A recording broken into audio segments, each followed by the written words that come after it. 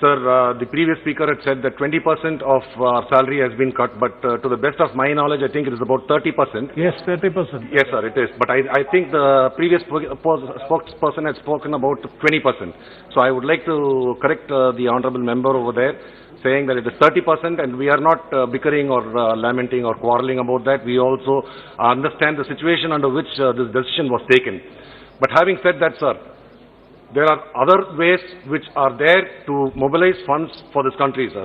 I am not saying that this should not be done. In accordance to what our present situation is, we also have to look at all the other ways through which we can mobilize funds.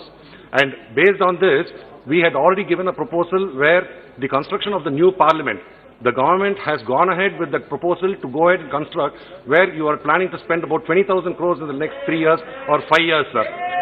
I say that this is a big disservice that you are doing to the people of India, especially when we are going through such a huge economic crisis.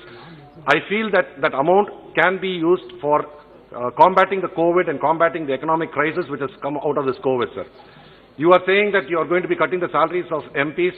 I would say that assume that even if you are going to cut 1 lakh per MP, there are 800 MPs, we are talking about 8 crores per month, sir, which is about 100 crores, less than 100 crores, and in 5 years you are talking about 500 crores, whereas you are spending 20,000 crores for the parliament construction, which there is no need, no urgent need at all at the present time to go ahead and construct this thing, sir. And the other issue is that you have cut off the MP lads. Sir, this is something which we have been objecting to. I feel that many of the BJP MPs also will stand with us when we say that we do not want this MP lads to be cut, sir. We are not saying that you first have to understand that when we say it is MP local area development funds, it is not the MP's funds, sir. It is the people's funds. It is the people's fund which has been provided for by the Constitution of India, and the government of India has cheated the people by depriving them of their rightful amount, sir. You are saying that COVID, the number of COVID cases may be less in different constituencies, but my constituency is one of the highest number of COVID cases and COVID deaths, North Chennai, sir.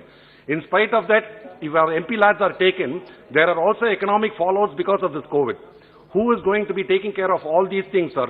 So in fact, at this kind of a time, I feel the government should have enhanced the MP lads and should have made it 10 crores instead of 5 crores to combat the economic crisis and the health crisis which is there in each and every constituency, sir.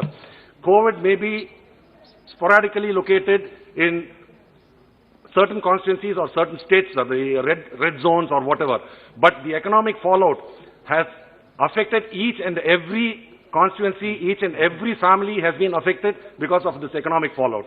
I feel that this government has failed the people in addressing this COVID issue on several factors, sir, but these are issues which the government could have very easily combated.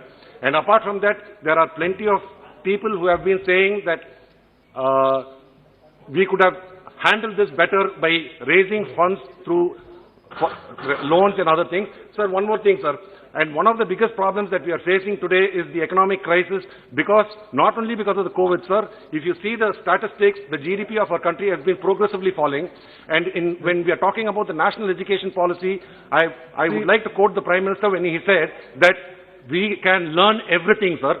But we in Tamil Nadu have always believed, what you can learn is very limited, sir. If the Honorable Prime Minister is under the impression that he knows everything, I would urge him to speak to an economist, find out how to solve this crisis, because I feel that the Finance Minister and the Prime Minister are not in a position to handle the situation. Thank you very much.